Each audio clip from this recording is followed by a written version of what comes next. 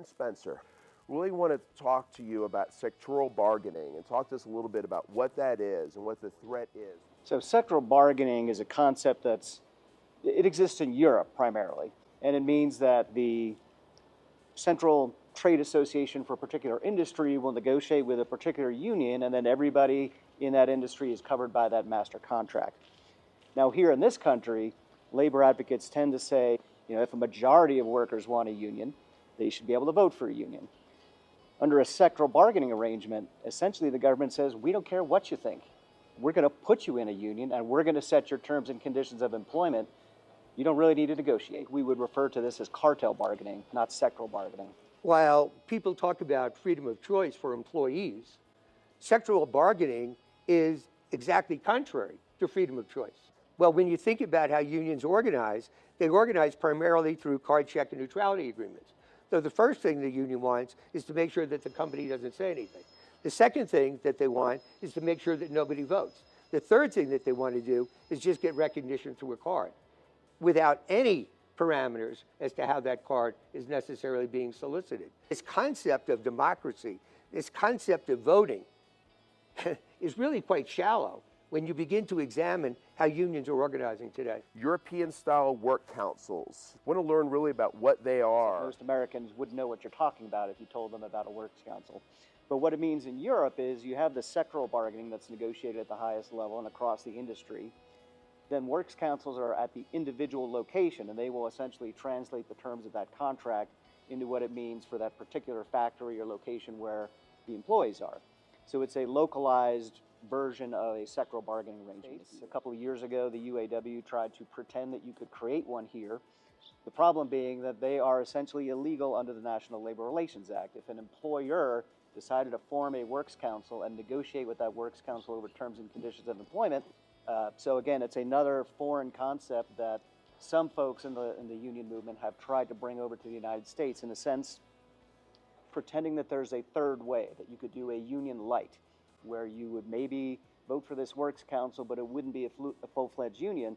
That's just not how this would work. You're either in a union or you're not. One of the things that's an ongoing challenge is that the European Union is adopting labor policies that are inconsistent with American labor law and endeavoring to export those policies by way of European enforcement, using these European laws to try to enforce this incompatible relationship here in the United States. It's really creating a challenge for European companies that are trying to do business and grow jobs here in the United States. The unions want to portray the grass is greener on the other side of the fence, i.e. in Europe. And quite frankly, it's gaslighting.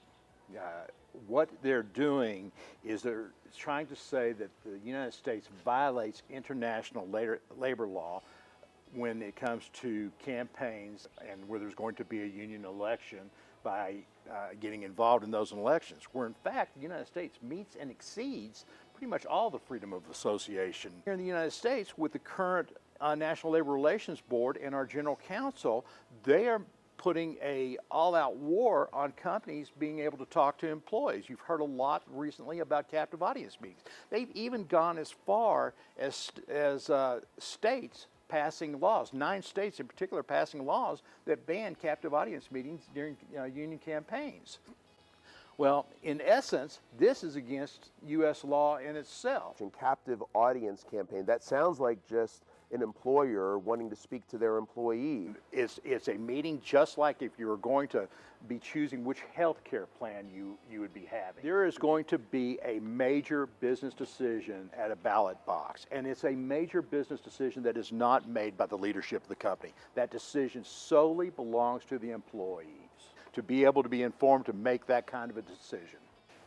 Our country was founded on the principles of the First Amendment, free speech and free association. And at a fundamental level, the current administration's all-of-government approach to increasing unionization in the United States has taken a stick to the employer's right to exercise free speech and free association.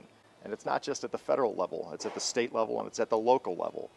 State, local ordinances restricting employers' ability to meet with employees and to discuss critical issues, including, but not limited to, issues relevant to labor organizing campaigns. Government opposed stifling of discussion and the free exercise of association.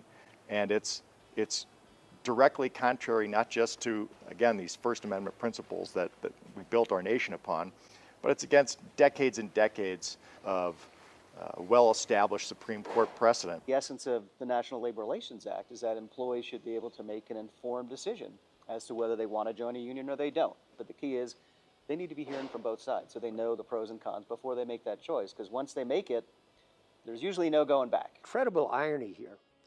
We're in the election season. We will be bombarded with speech. Politicians will spend well in excess of billions of dollars educating the electorate as to who they should be voting for. And that's one of the hallmarks of America, so that voters can make an informed choice with respect to who they want to represent them. Those same politicians are passing laws that say, you know, with a union trying to represent you, we don't want your employer talking about it. We want to make sure that people don't even vote. They sign a card instead. I want sanctity of elections based upon full information as to whether or not I will or will not be represented by a union.